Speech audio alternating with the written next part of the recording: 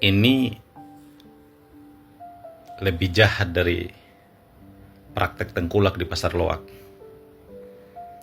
Kalau tengkulak itu dia kasih modal para pedagang kaki tangannya di bawah, kemudian memborong barang-barang dagangan dari pedagang asal, kemudian menjual di pasar dengan harga mahal, beli dengan harga murah, jual dengan harga mahal. Ya, Danatara ini berbeda. Ambil keuntungan dari perusahaan-perusahaan besar BUMN, Bank Mandiri, BRI, BNI, Telkom, Pertamina, ambil keuntungannya, ambil dari APBN, kemudian kumpulkan, setorkan ke Danatara sebagai modal perusahaan. Lalu buat undang-undang BUMN, revisi, tidak boleh diaudit oleh KPK, BPK, BPKP, penegak hukum. Dan kalau diaudit harus ada persetujuan DPR.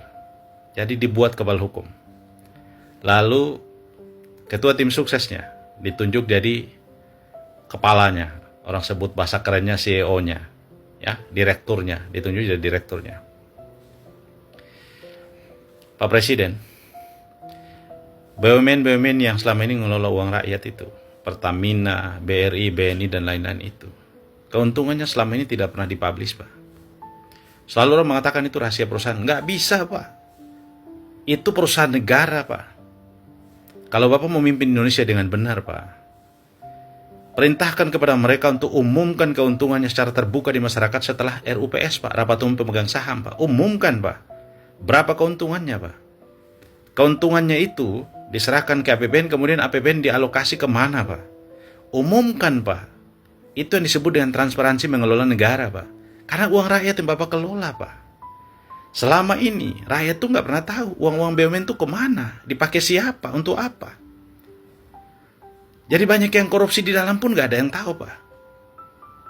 Wajar nggak, Pak? Kalau kita curiga, Bapak sudah siapkan awal-awal mesin uang, Pak, untuk Pilpres 2029, Pak. Masih jauh, Pak. Masih jauh, Pak. Kalau Bapak kerja dengan benar, Pak, tunaikan saja janji Bapak, Pak. Bapak janji apa, Pak, di kampanye, Pak? Danatara tidak masuk janji Bapak, Pak.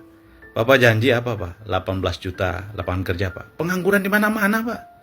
Jawab dulu itu, Pak. 82 juta kasih makan anak bergizi, Pak. Bapak janji kasih makan anak bergizi, bukan sekedar kasih makan, Pak.